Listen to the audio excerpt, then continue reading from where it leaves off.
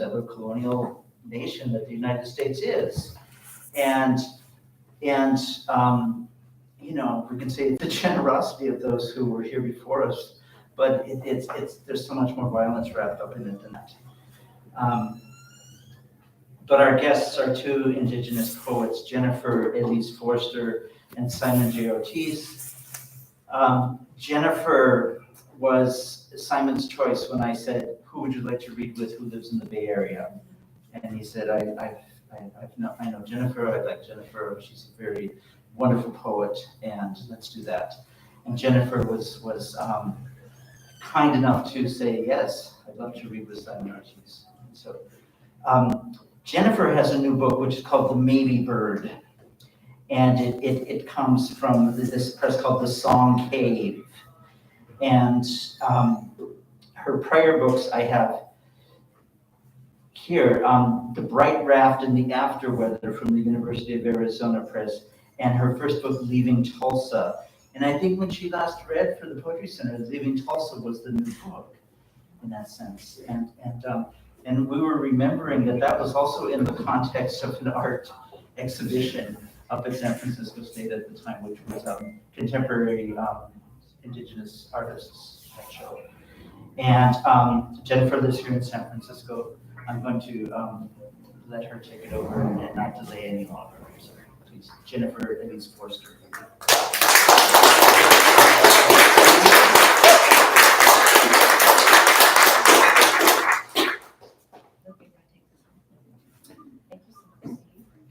Thank you to Bookstore, Medicine for Nightmares, for hosting us, and to the artists for this great work, and all of you for being here. This is fun. This is only the second time I've read. How's it sound? Can you hear me? Okay. Okay. This is only the second time I've read from this book. It just came out in June. Thank you. Okay. So it's still pretty new. I'm not bored with it yet. So I'll tell you, I'm going to read a number of poems that's a sequence. The sequence is called The Maybe Bird, and it's 64 poems. And there's a certain pattern that I made up that it follows, where there's a lot of repeating lines in certain orders. And I have a map at the end of the book, like a visual map of what this would look like if the poem were visual. Get closer to the mic. Sure, yeah. How's that? Better? A little more? Yeah. Like this? Okay, sounds good. Okay. So I'm going to read these, and the title is just one of the lines that's repeated.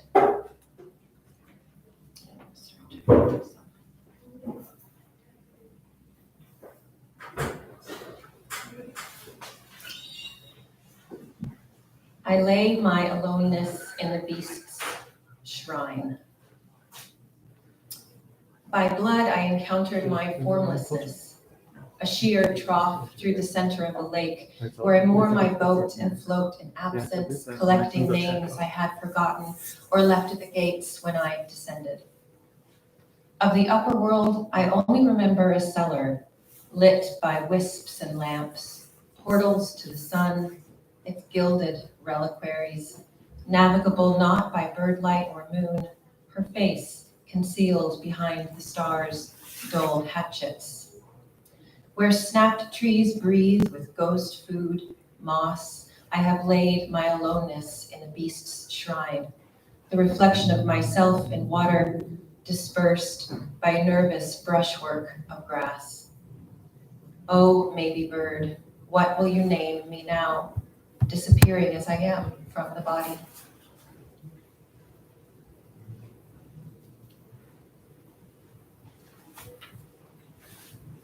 One week away and the forest has changed. 1 week away and the forest has changed. Measured wind consistent in its image. First frost, day's ghost, chattering red-toothed leaves.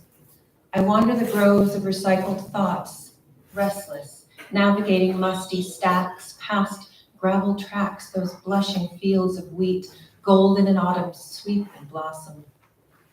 For an instant, I turn back and notice how the glacier, at first sight, is static. how a train becomes a parabola in snow, how a swamp tupelo roots in our haze.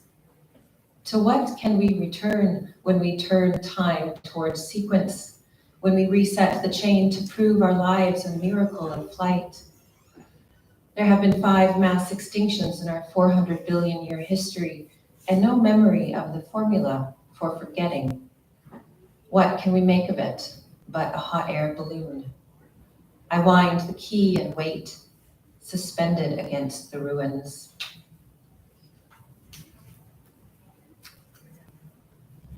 I numbered these thinking that there was a particular sequence, but I think I've changed the sequence already, which is what this book is meant to be. My last awareness in the body. If it were easy to leave the body in a breath, as smoke leaves the cupped flame, rounds itself into a crown and escapes. Today I fear both the leaving and life, the accidental step off the world's ledge, that it might be easy, graceful to go with my breath like slipping off the saddle of a faster breathing animal.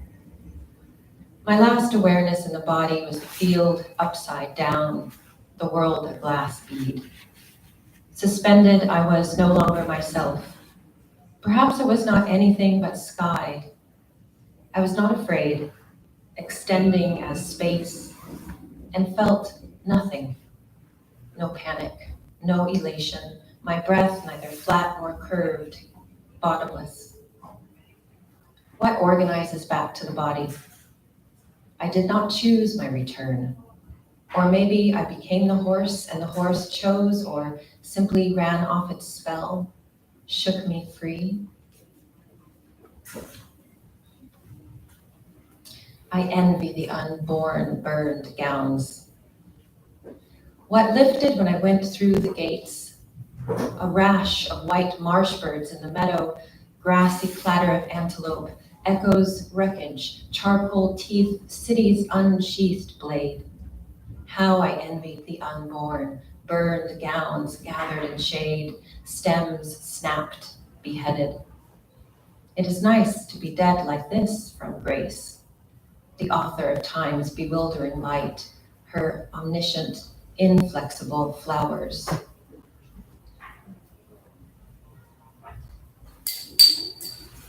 Ashes, it's leftover words in my mouth. The singers have fallen asleep in their cars, small camps smoldering. But they didn't sing ashes, it's leftover words in my mouth. Where are you going? The sun, the moon. Where did you come from? Warrior, star. Yet in my doubts I strain to hear the bubble of salt behind sand snails, the ocean pulling back into its mouth. What detritus the mind? I wade knee-deep in our stratum's mycelium, laced like we imagined. Before we were forced to leave, we charted the denser galaxies, trophied the antlers of 3 trillion trees to carry with us as a reminder of the history of the world's end people. There was no miracle, no other home. I look to the east, the fire roads. Marsh birds are lifting from the methane field. Dwarf white roses blooming in my suitcase.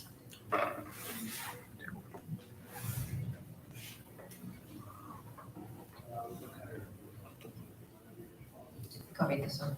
Starry meadows, cold snap.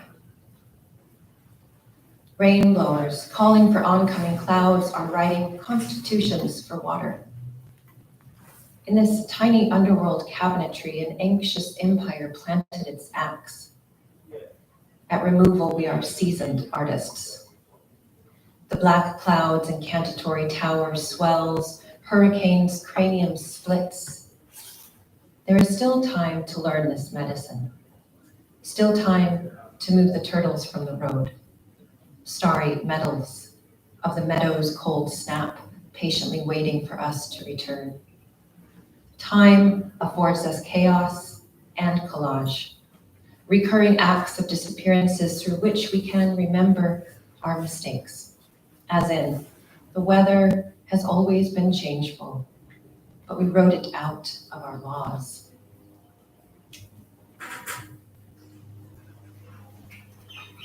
Let's take a little departure from those poems for a moment.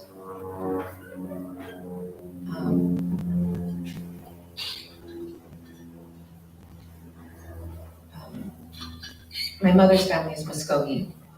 And so, and I've been working with a good friend, Rosemary, McCombs Maxey in Oklahoma, who's been my Muskogee language teacher, a good friend over the many years. And we work over Zoom, before that Skype and the phone, so it's great when I can't go out there. So I'm grateful to her for her help as I've been learning the language Muskogee. So this is a poem in Muskogee, and then I'll read it in English. And a little bit about it, I actually was reading, I was doing this project where I was reading all of these journals of like explorers, quote, quote, to the Southeast in the 1700s. And one of these things I came across was this odd like quote. They called it Catalog of Indian Words, and it was multiple pages of just these like random lists of words that this journey guy was writing in his notebook. And I just thought some of them were so odd. Anyway, I wanted to make a poem only using those words. Eshtameman atlichka, hazi hafilizi. Eshtameman alagichka, dastanagi golaswa.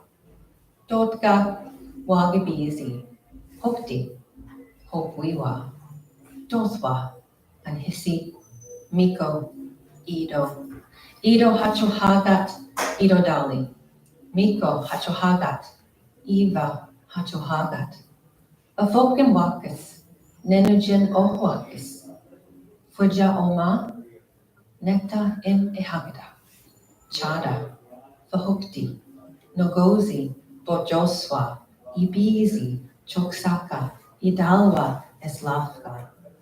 Hoya Mochkazan in Medigan Alagas, Fo in Jumpy. Where are you going? The sun, the moon. Where did you come from? Warrior, star, fire, milk, a woman, child. I, my friend, king, the tree, mad lightwood, dry pine, mad king, mad dog, lie by his side, lie in the path. Is this the way? Wait for the day. Blood, bitch, bear, axe, breast, bridle, town, knife. I've come to the edge of the dark, a bee or fly in the sweetness. Let's see. So they talked a little bit about those journals. I was doing a PhD at the time at University of Denver, and there was a lot of like documentary poetics. There still is, it's a big thing, and we were reading a lot of these documentary poetic texts. So I took a class on it, and I thought, okay, I'm going to try something like this. Anyway, that's how I started reading these texts written by mostly like Indian agents to Creek Country, which is, the U.S. Southeast region from 1527 to 1828. And as I was going through this, I just would get so, angry and disgusted, all those things.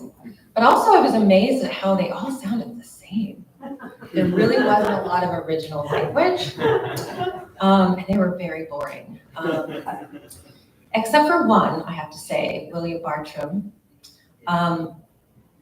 And he was actually one that, at least the story goes, and a lot of other Muskogee people will say this too, that he was known as Bakbugajee, which is flower. And he was a botanist, and he traveled to what is now Florida and Seminole region. And Seminole and Muskogee are Muskogean, so we're related and very shared language.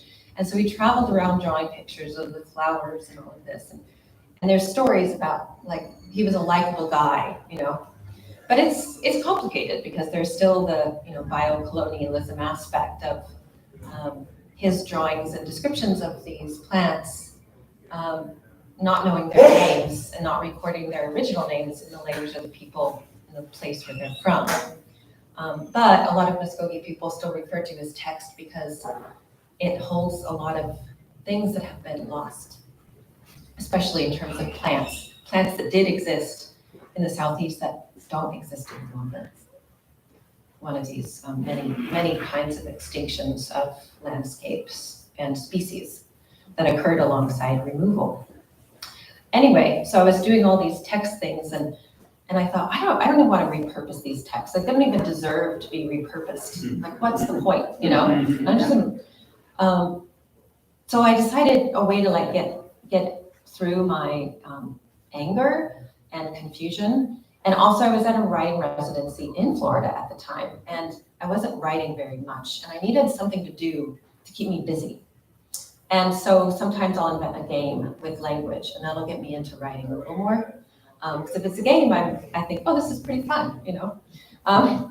So I decided I would take these texts and I just like scribbled all over them, and I cut them up and I erased things, and I ended up typing up 6 pages of language that I just randomly got from the texts. And then I had 6 pages of typed language. And so I took each page and I was like, oh, 6, that's a nice number. And I divided it into, I basically turned it in, I cut it up multiple times so that each page had 16, if that's the math is right, anyway, 16 squares. And then I created new pages out of different squares. So I called them text quilts, and I ended up with 16 text quilts. And my job was write a poem per text quilt. And I can only use the letters, the words, more specific. I can only use the words on that page. I can't even add a the. So I'll read just 2 of those. The messenger follows its own devices, guided by fragrance of grass laced through endless blazes. I saw nothing, a burnt out passage, deserted houses, barren stone, a series of flame-fringed ridges, trackless geography awash in pitch. What conceit, drawn with an American camera. The scenery of another epoch's slender pines seemed to rest as on a robe of marten skins. I started feeling like these other voices were coming out of these texts, and they definitely were not the voices of the people that wrote these texts. I thought it artificial, the civilized region, a black wolf in bark skins. The river continues in scale and shell to answer my wild curiosity by presenting similar creatures who pass through this gorge. Alligators of the low ponds eye me intently, as far as I am from being useful to the soil or dead in their holes. And more of these.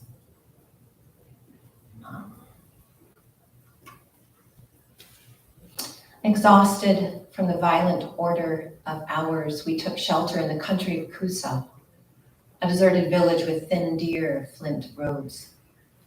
We learned to navigate painted margins, fence the fields, plant stones, make of nothing bread enough.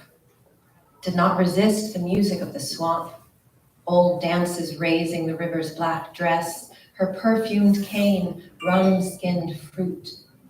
In the mouth of March, we were swimming in flowers and lived in this manner without men or wars on the left banks of the earth.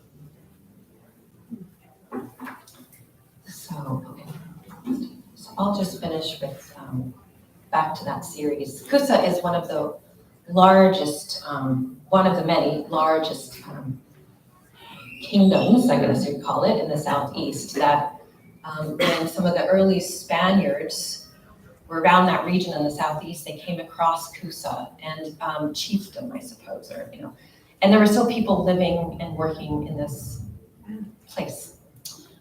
But a lot of people from, you know, the mounds builders' times and Muskogean communities were starting to die.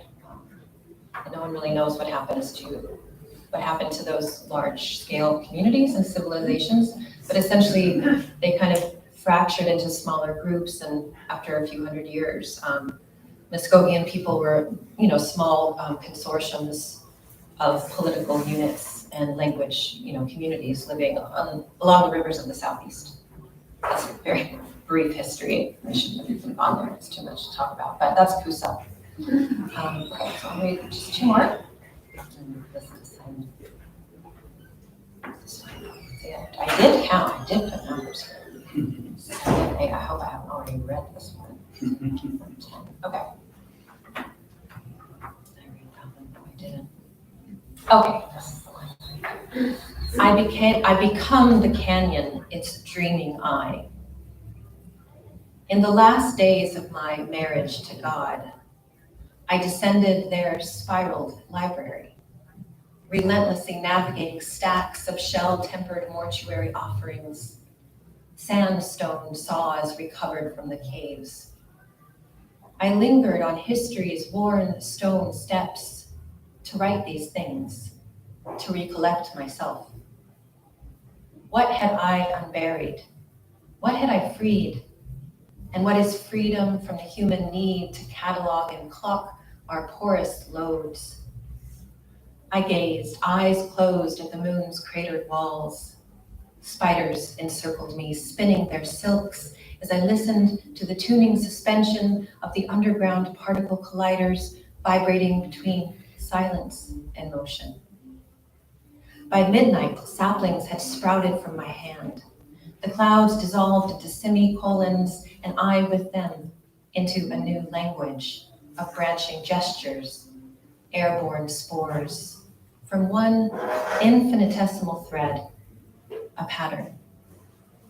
It was my first act of disappearance. I would return before anyone noticed, poems to be found in the forest, not the mind. There's a canyon between this version of me and the shadow on the stairs that is mine.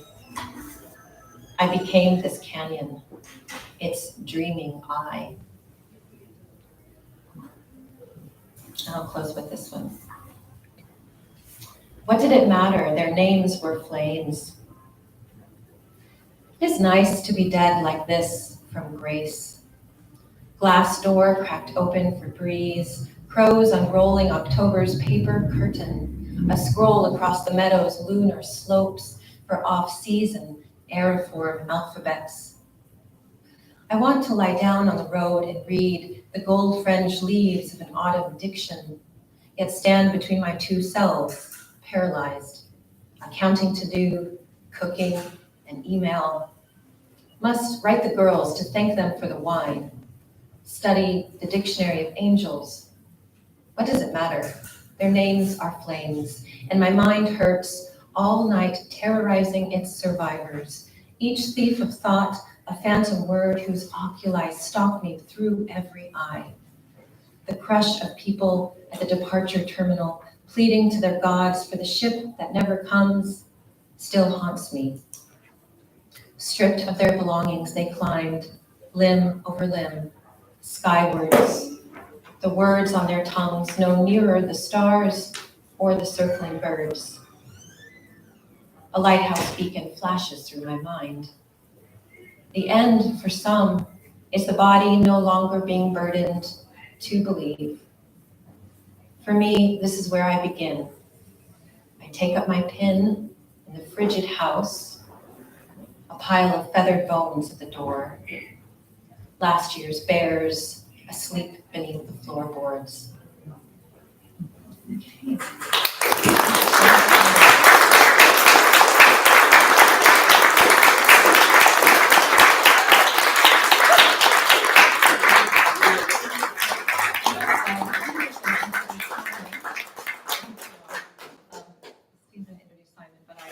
I'm so grateful to read here with Simon Ortiz, who is someone, when I went to Institute of American Indian Arts for school, of course, we all read your books, and you were early on such a great influence for me, and it's an honor to know you now and to become your friend. So thank you for inviting me to read with you.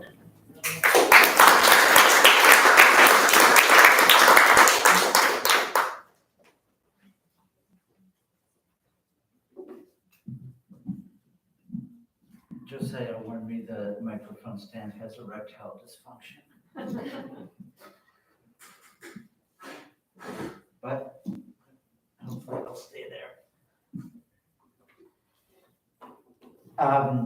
It has been, a total honor the past few days and the past few weeks to be in touch with Simon Ortiz and to speak with him, to have him out at San Francisco State on Thursday this week, to have American Indian Studies Department, really the first at a public university in the United States, co-sponsoring that visit, and John Carlos Perea came out and introduced Simon from American Indian Studies. Now the new chair, maybe his first official duty, I don't know. And but I what I keep finding in talking with Simon is just how our paths have crossed in different ways, and I feel like it's just been a sense that we've traversed some of the same territories and certainly very different experiences. But I met John Carlos Perea through knowing that he was working on the work of Jim Pepper. And the first conversation I had on the phone with Simon, Jim Pepper is one of the first people we talked about, the amazing jazz musician. If you don't know his work, go look him up. And you might recognize the song Wichi Taito, which was his song that he got from his family and carried it into the world. Just an astounding, powerful creator and musician and spirit who lived in this area for a good time and then was up in the Portland area, but in Europe and New York, etc. We talked about Bob Callahan, who way back in 1977, okay, 77 was the first issue of this, A Good Journey, and it was put out by Bob and Eileen Callahan and their Turtle Island Foundation in the East Bay, and just a remarkably beautiful book that some of you may well own, and you should search out. And Bob was somebody that both Simon and I knew and remembered fondly, and we made it, like a wonderful night with Bob Callahan, where we gathered together people who were interested, who knew him from different parts of his life. He was very active as an Irish American, and that led him to research the Kennedy assassination, and he did documentation on that and books, and a comic book even on the Kennedy assassination. He and Eileen co-founded the Turtle Island Foundation, the first really to reprint Jaime de Angulo's work, some of Zora Neale Hurston's work, etc., and wonderful books that were coming out through the 70s and 80s, including Simon's A Good Journey, a large book of what he calls stories and narrations. And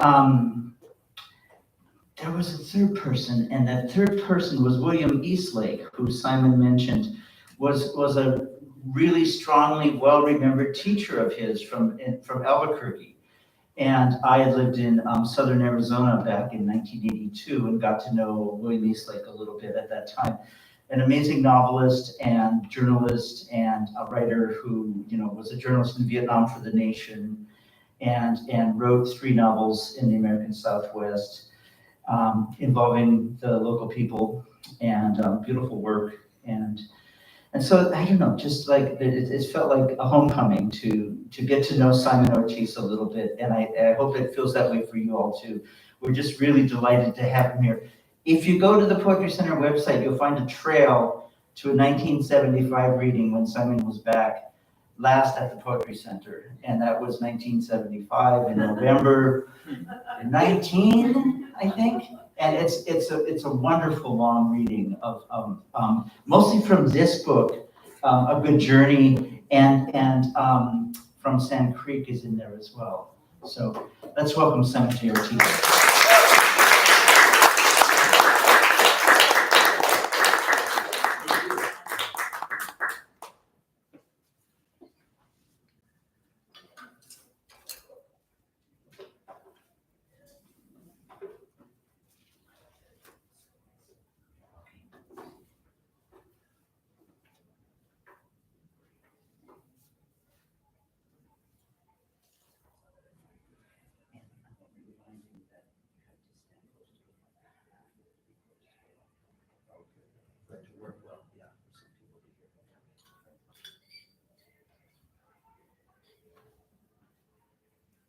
Kawadzi. Hello, how are you? Kawadzi is a greeting in my indigenous Acoma Pueblo language. That is a language that I spoke when I began to learn to speak a language. Nuyu Ta'ashia in our own language. And then, of course, English came very powerfully at me when I was at 6 years old, enrolled at the local McCarty's Day School, which was a Bureau of Indian Affairs federal school system for, well, it was designed for indigenous people of the Americas, really the United States, of course, at that time, 1940s, when I began school. Well, I'm glad to be here, and I'm very appreciative of the fact that I'm leading to the community of San Francisco and of California and of the United States. I always think that poetry is a language that everyone speaks. Whether they write poetry or appreciate poetry, we nonetheless speak within the power of language, which is, of course, the power of poetry. I've been writing poetry since I was born, and probably before I was born, because language is one of those spiritual energy systems or energy sources that continue on and on and on from the very beginning. Whatever historical information that you may have in terms of your own cultural beginnings has, I'm sure, knowledge and information about language acquisition and language development and language need and language forward progress. And we are part of the forward progress presently. I am going to start with a story that, well, it's actually a poem. Once I get hold of it here, I'm referring to my new book, which is in manuscript. The book that will come out next year by the University of Arizona Press, which publishes most of my work.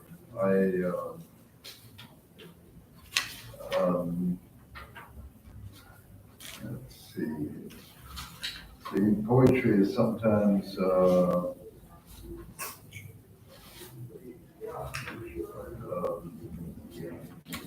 puzzle.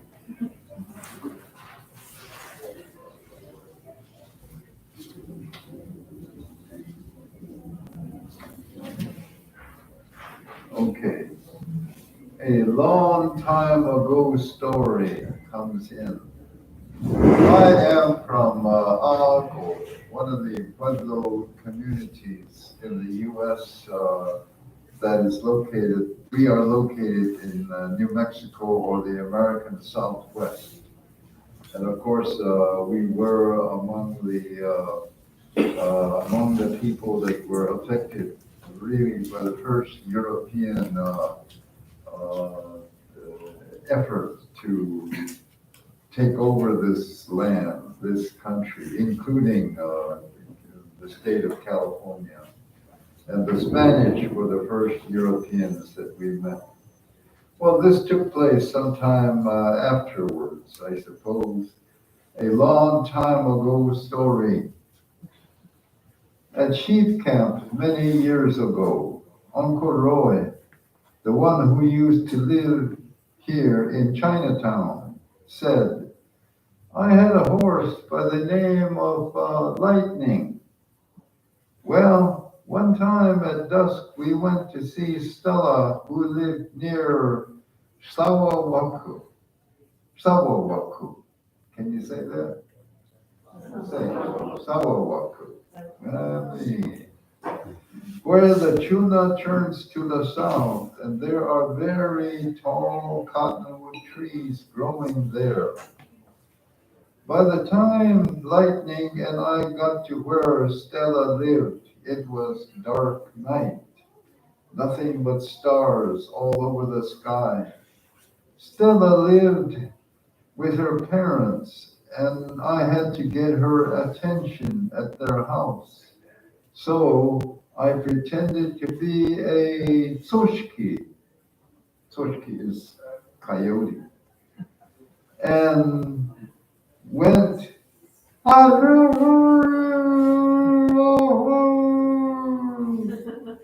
but nothing happened. Then I went,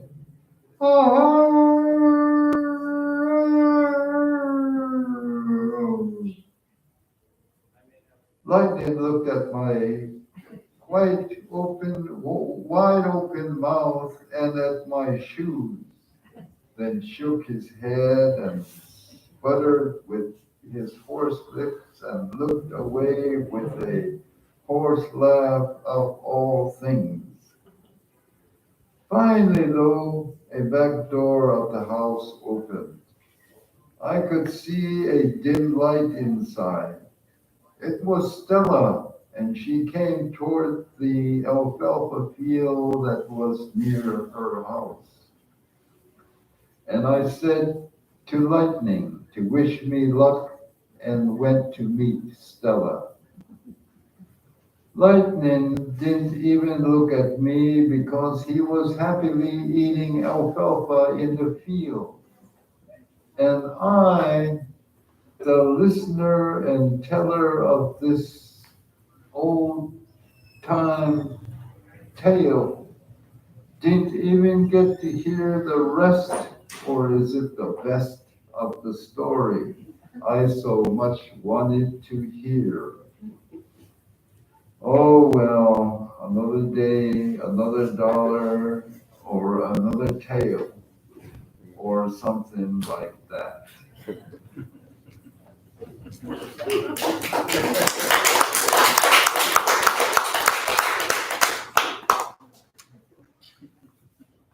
What if, which is also, well, that was a story, a poem, but this one is, what if, the title. What if words are light? They are, and we are. Jake, wild and fast, goats and their cave, a boy afraid but aware. A girl who breathes, dances, and notices everything. Mother, father, sister, friend, who wants to die, who dies. What if light was not a word? How to dance then? How to see then? How to know fear then? Ichutzi, as Red Boy sometimes says, what if? Ichutzi is my indigenous name. Nuyut Ashia Ravzeni, Nia Ayahanko. In the Acoma language, that is my name, Ichutzi. Okay, where is the one that begins? Here we go. The best blues. This is in my new book. I'm reading for the purpose of having you buy it when you get it next year, when it's on sale. The title is Question Yes and No. Where's the best blues in Beijing? I should have asked Amiri Baraka that question.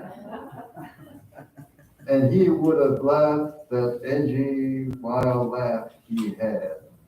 Ha ha ha, the blues in Beijing, and punched his knee. I don't know if Amiri ever made it to Beijing though. When he was young and Leroy Jones then, and I was barely 18, I loved his enthusiasm and daring, plays, writing plays, wanting to be a playwright. That was his passion. Blues for Mr. Charlie, that was Baldwin. But Amiri was the blues for Mr. Charlie, all right. I had heard of him and his writing in early progressive Southern writing then, from Black Mountain College poets Robert Greeley, Charles Olson, Ed Dorn. When he changed his name to Amiri from Leroy, who knows who he would become? Not Mr. Charlie. Since Amiri was born the blues, he was always the blues. Some was in for Baraka. Blues is everywhere, beneath, beyond, before, and after.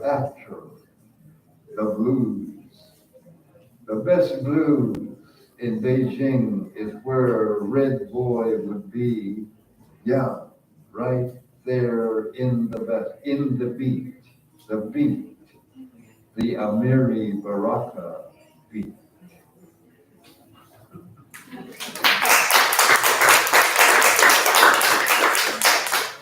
Thank you. Now, I lost the page for this poem. Or should I read it just up to where I lost it? I shall, anyway. Crickets. You know what crickets are. I haven't seen or heard a cricket all summer long since July already, except for the one just now Brother Earl carried outdoors at Acoma. It may be too hot for crickets in Phoenix, maybe too hot for outdoors anywhere. I miss them though, cricketing away here and there and everywhere. It's like they are invisible and their chirping keeps them invisible. Ha! I bet you never heard that theory of cricket invisibility. Yeah? Yeah. Blackfeet storyteller told me that once. It's a true saying, that's why chirping makes them invisible. No lie, old story. You hear one right by your shoe and you look and nothing is there. Chirp, it's over there by that rock and you go look, but nothing. Chirping and chirping, driving you crazy. Pretty soon it's over there. You look, but nothing. You can't see them right in front of your eyes. Where do they go? I don't know either. Find out when you see the complete poem in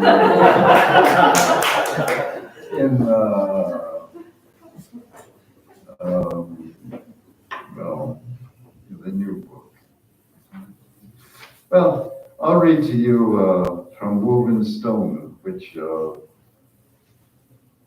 Steve just mentioned a while ago.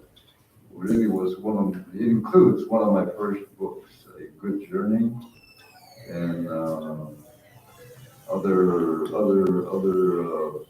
books that I've published over the years. And I'll read from, this includes several of my books, four collections, in woven stone. From Fight Back for the sake of the people, for the sake of the land. When I got out of high school in June of 1960, believe it or not,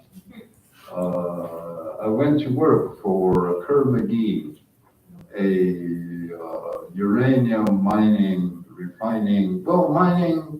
and refining. I was working in the refinery in Ambrosia Lake. And that's not too far from the Acoma homelands.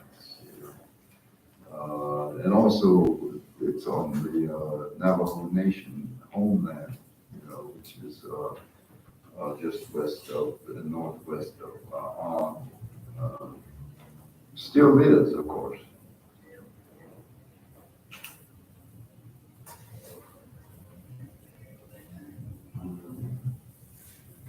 Hanno Kotsinia, Hansi Kotsinia, for the sake of the people, for the sake of the land.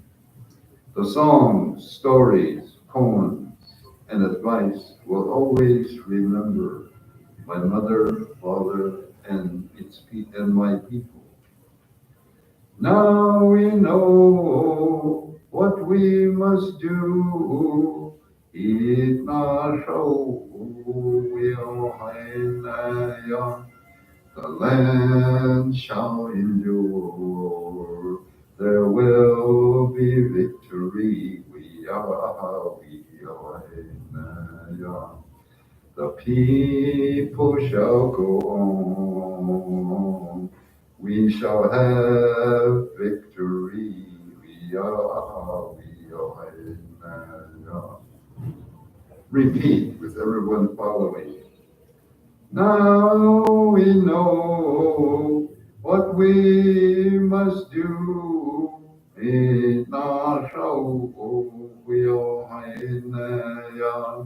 The land shall endure.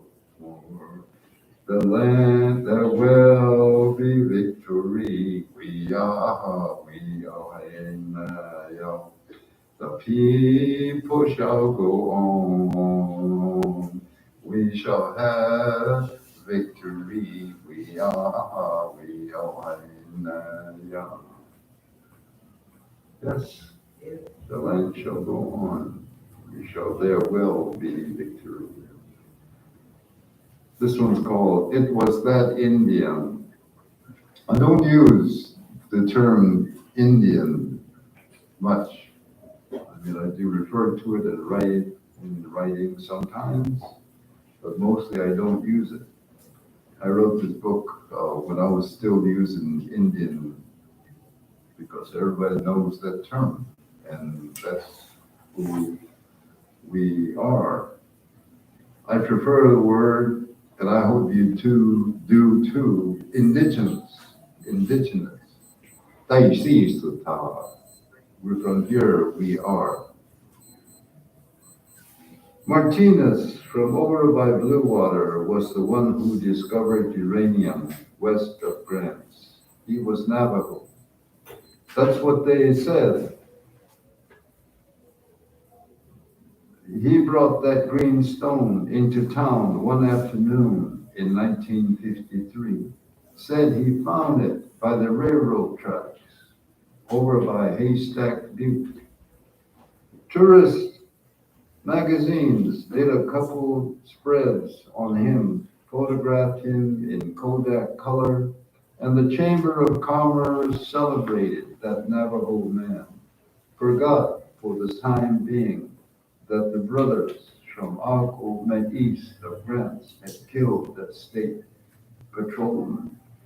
And never mind also that they had a jail full of Indians. The city fathers named a city park after him, and some even wanted to put up a statue of Martinez, but others said that was going too far for just an Indian, even if he was the one who started that area into a boom, a uranium boom. Well, later on, when some folks began to complain about chemical poisons flowing into the streams from the processing mills, car wrecks on Highway 53, lack of housing in grants, cave-ins at Section 33, non-union support, high cost of living, and uranium radiation causing cancer, they, the Chamber of Commerce in grants pointed out that it was Martinez, that Navajo Indian from over by Blue Water, who discovered uranium. It says so in this here brochure. He found that greenstone over by Haystack, out behind his hogan. It was that Indian who started that boom.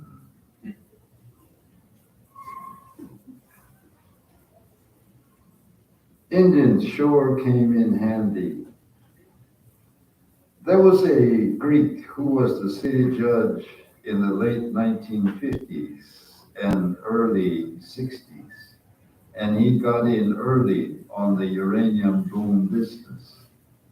The workers were trying to organize then. You know, a lot of them had come in, miners from West Virginia, Montana, Colorado, oil field workers from Oklahoma, Texas, Louisiana. The mines were pretty dangerous, wet water, a foot deep most of the time, and the companies said that there just wasn't enough timbers to go around. There were cave-ins. The companies just couldn't mine fast enough to keep up with the demand for yellow cake. The Atomic Energy Commission was buying and stockpiling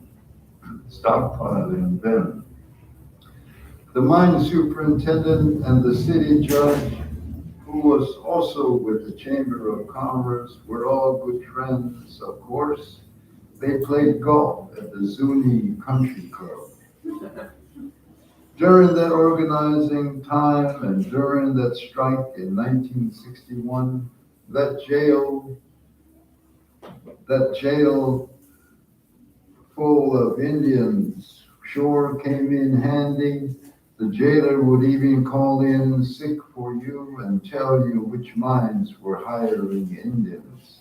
The unions didn't have much of a chance, and grants just kept on booming.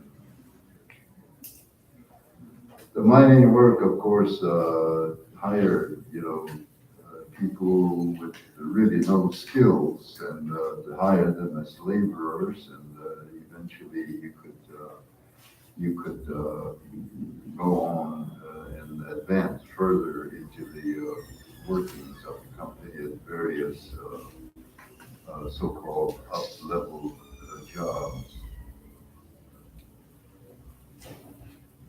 Okay, this is called affirmative action. The 4th of July, one 4th of July, my kids and I went to see the parade in Grants, which is the local community in that area.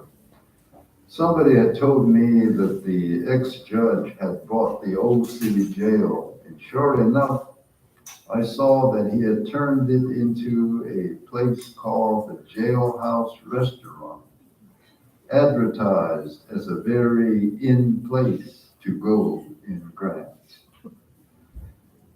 The new and bigger city jail sat at the edge of Martinez Park, and the city hall walls displayed a number of affirmative action signs. I guess that could mean that the jail was now filled with Cajuns, Okies, Mexicans, blacks, as well as Indians.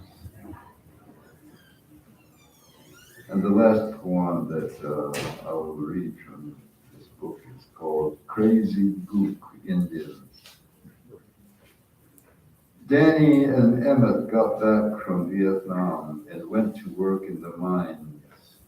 Danny said, in section 30, one afternoon we blasted, and my partner Emmett thought we were back in Vietnam, back in the tunnels, after the enemy, you know.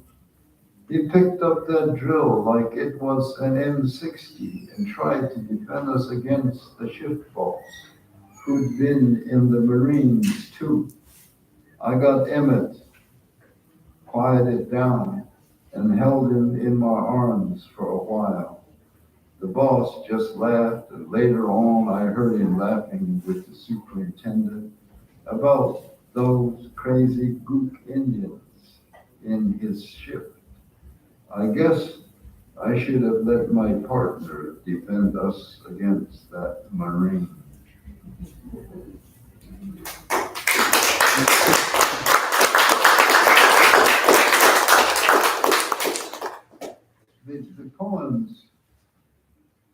The poems that that I write is really a partly or maybe mostly the resource for them is because of my own personal being part of the indigenous original people of this continent, the North America. But of course, you look south, and of course, there is Central America and there's South America. There are still millions of Shahanu, our people there.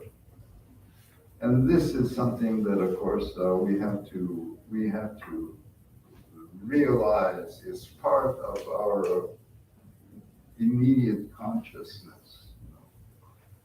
Emehea nia ti peisti yoko di kau e ti ishkao na eama te.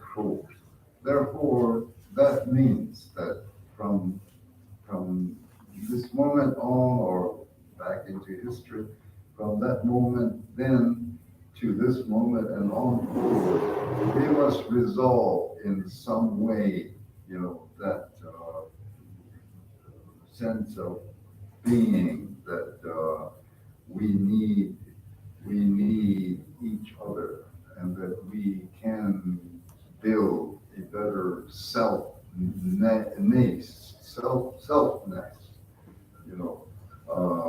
with that need for one another. And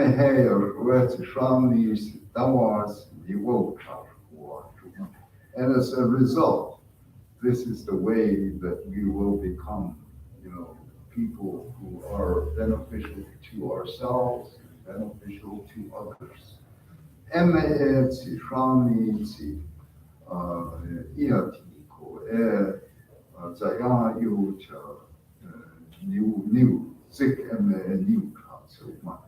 Because our creators, the woman being named Spirit, Iatiko, and Tayayu being the male figure, and together they help us, from the time of back when we all became living beings, not just individually or personally, but all aware of that consciousness that we call ourself, people.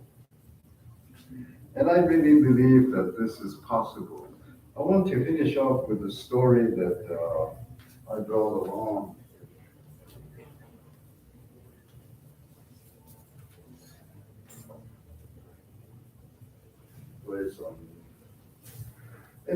I believe it's a healing story that I wrote. I also write short fiction. It's called Feathers. I feel, when I read it last night, I said, you need a healing story. This is it. The father and his son, what Feathers is called. The father and his son found a little black and white kitten in the alley behind the Grasshopper bookstore. Its fur was fluffy and unruly. It looked like ruffled feathers, and so they named it Feathers. Feathers, come here, Feathers, the father said gently, urging the kitten to come to him as he held out his hands. Don't you think that's a good name? He asked his son. He's got white circles around his eyes, his son said. The father held the kitchen gently in his hands. It's kind of skinny. We should give it some food when we get back to the apartment. The kitten was several weeks old, maybe 5 weeks. It might be able to eat a bit of something. They took Feathers to the boys' and mother's apartment. No one was home, and they sat down on the doorstep. I wonder where your mother is, the father said. She might have gone shopping, the boy said. He cradled Feathers in his arms. He kept looking into the little kitten's eyes. It had very bright eyes, which were now about to close in sleep. I hope she lets you keep it, the father said. Remember that little dog I brought you last summer? The puppy. She gave it away. The landlord didn't want pets around the apartments, the boy said. So my mom gave it away. Maybe Feathers will be all right with the landlord. Kittens aren't much trouble, the father said. The boy was very gentle with Feathers. He moved his hand very soft, very surely and carefully over the kitten, which had fallen asleep. I think we'll need a box for its poop, he said, with sand in it. Yeah, you need that. Cat's got a lot of that, his father said, chuckling. His boy laughed, and his son laughed, and he held the kitten away from him just in case. Feathers' eyes fell brightly open. Looking at his son, the father wondered how his son was coming along, how he was learning things. He loved his son, who was now almost 5 years old. It was hard not to dwell too much on the pain of separation. He stroked the kitten with just the lightest touch of his fingertips. Maybe this summer you can come with me for a while, the father said. The boy did not say anything for a moment. And then, holding the kitten to his cheek, the boy said, "He's very warm. I can hear something inside of him." "It's a she," his father said. "Feathers is a she, a girl kitten." "Oh," the boy said, and then he said, I'm going to enroll in a swimming class. My mother said I could. It's over at the university. You could still come and stay with me for a while, his father said. At that moment, the boy's mother came home. She carried a couple of heavy grocery bags. "Hello," she said, looking only briefly at her ex-husband.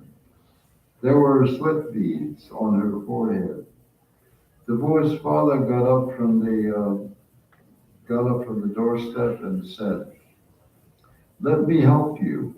He held out his hands, offering to carry the grocery bags. "No, that's all right. I'm doing okay," the boy's mother said. She fumbled for her house key in her shoulder bag. Finding it, she began to unlock the door. Holding the heavy bags with one arm and leaning into the screen door to prop it open. She couldn't fit the key into the keyhole right away. The key fell in the cement doorstep with a flat tinkle. Here, I'll get it, the boy's father said. He picked up the key and fitted it into the door lock and opened the door. He returned. He remembered very easily. David, hold the screen door open. Don't just stand there like that, the boy's mother said. She stared fiercely at the black and white kitten snuggled in her son's arms, but only for a moment, and then she turned to enter their apartment. Not knowing what to do, the boy's father stood uneasily at the door until he heard her call from the inside. Come in, it's so damn hot out there. Stepping into the apartment, he started to hang the house key on the nail on the wall, as he had done out of habit in another time. And then he decided to not to. Here's your key, he said to her, his ex-wife. Just hang it up, she snapped from the kitchen. I'm trying to put stuff away. This house is a wreck. She banged things around in the kitchen. Their son stayed outside. He had sat down on the doorstep and continued to study the kitten. Feathers had gone to sleep again. We found a kitten, David. David, show the kitten to your mother, he said to his son through the screen door. The boy's mother did not say anything, but she wasn't banging things around anymore. David came into the apartment from outside. In a loud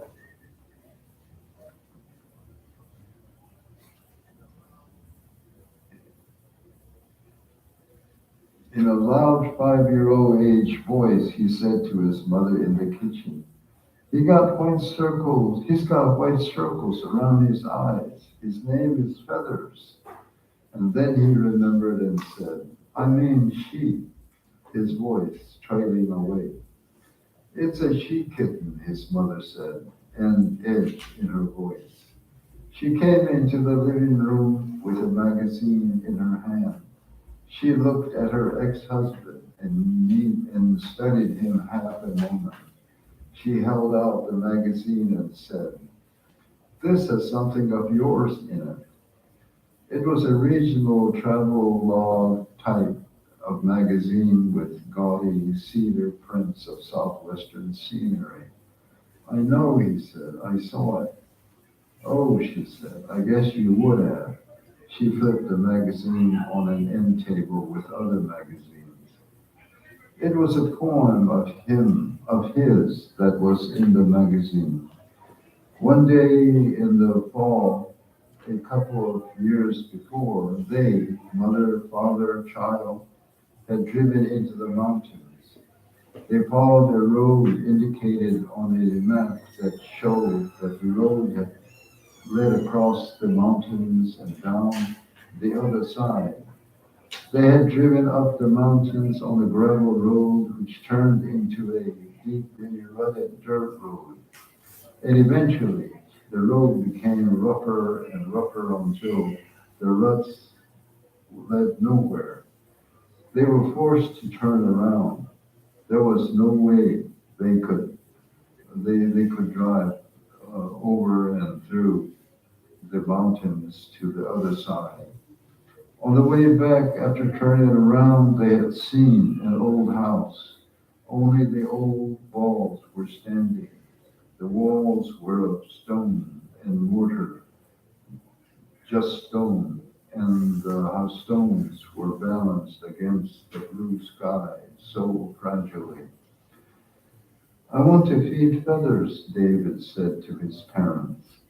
The kitten was waking up and stirring in the boy's arms. There's a little bit of tuna in a bowl in the refrigerator.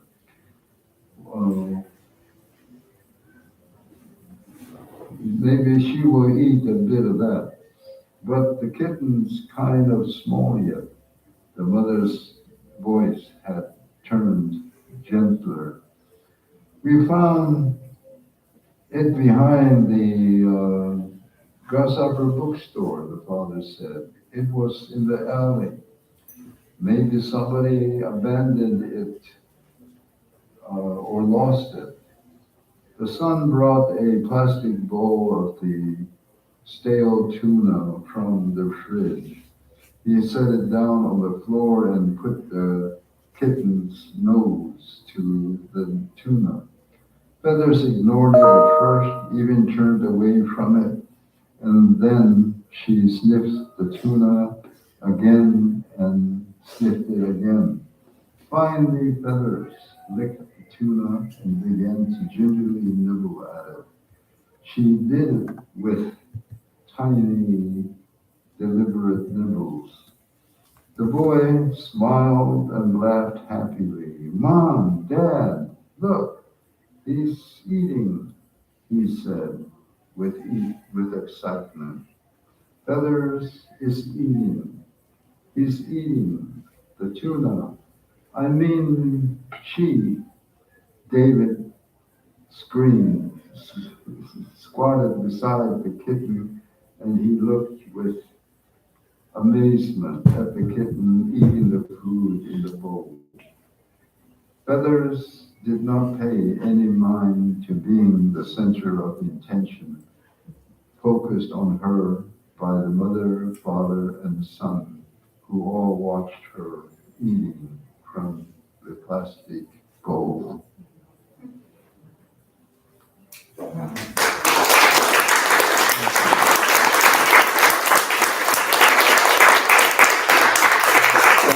I decided that I would read that story, I wanted to say that I felt, I guess, more of a sense of healing and caring.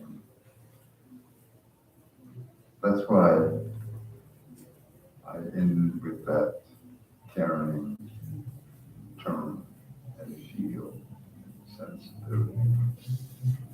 Caring is being loving with each other, toward each other, and for each other, and for ourselves.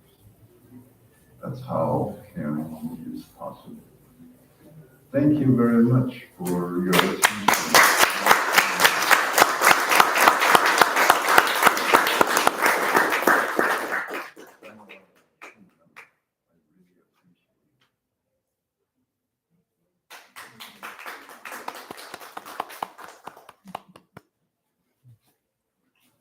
I wonder if anyone has any questions for Simon and Jennifer.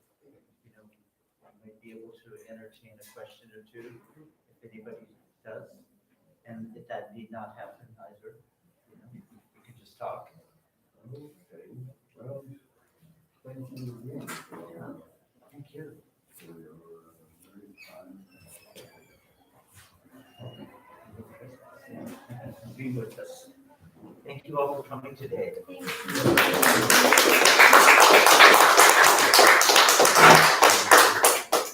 I have about 3 books for sale. You know, we're very negative. We did not order books.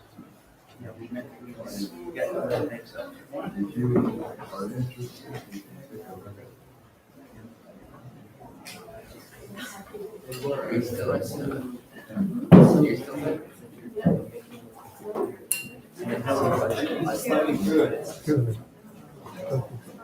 Say hello.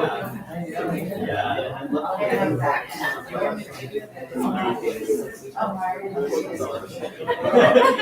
love it. It's so good.